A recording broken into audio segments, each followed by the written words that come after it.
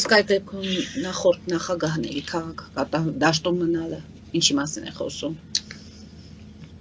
Նայեք,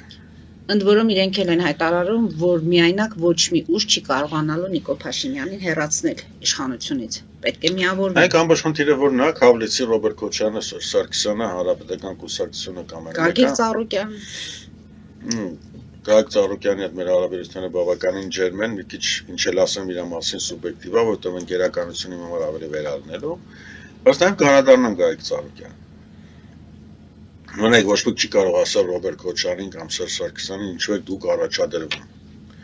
Բայց փաստը մեկն է, իրանց առաջադրումով տալիս են օրակարգ իշխանությանը, խոսույթ։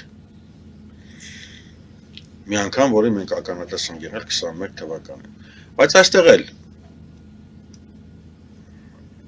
Սամվել Կարապետյանը կարող է մի քայլ անել եւ այդ հարցը նույնպես փակվի, այսինքն ինչա պետք անել, պետք է Ռոբերտ Քոչյանի եւ Սերժ Սարգսյանի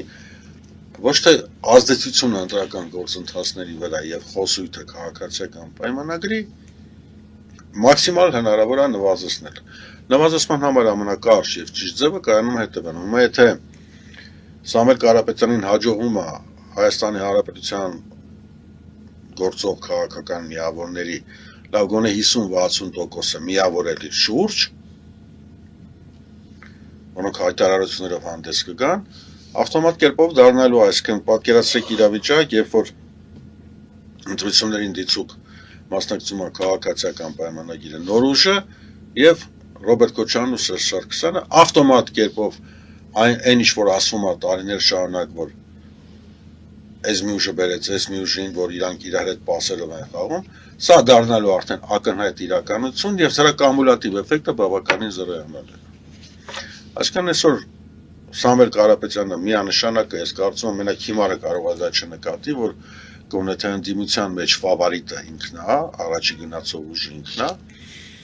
Եվ եթե մարդիկ մտածում են, որ իրոք Նիկոլ Փաշինյանը վատն է եւ այս իշխանությունը պետք է հեռանա, այն որ իրանք հայտարարում են թուրքամետ են, ադրբեջանամետ են, էսի ծախեցին, իրանք ունեն մի խնդիր, միավորվել այս ուժի շուրջ։ Նույնիսկ եթե այս երկուսը որոնք ժամանակին Արցախից գաղթել են Հայաստանի Հանրապետություն, իրանք են փորձում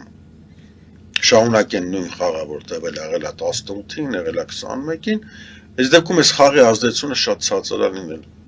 Այո, ներուժը պետք է հիմի բանից, ինչքան մանր կուսակցություններ կա, գոնե քաղաքական հայտարարությունների մակարդակով պետք է բերի հապախմբի իր շուրջ։ Եղավ այդ համախմբումը իր մոտ հաղթանակը նույնպես կլինի։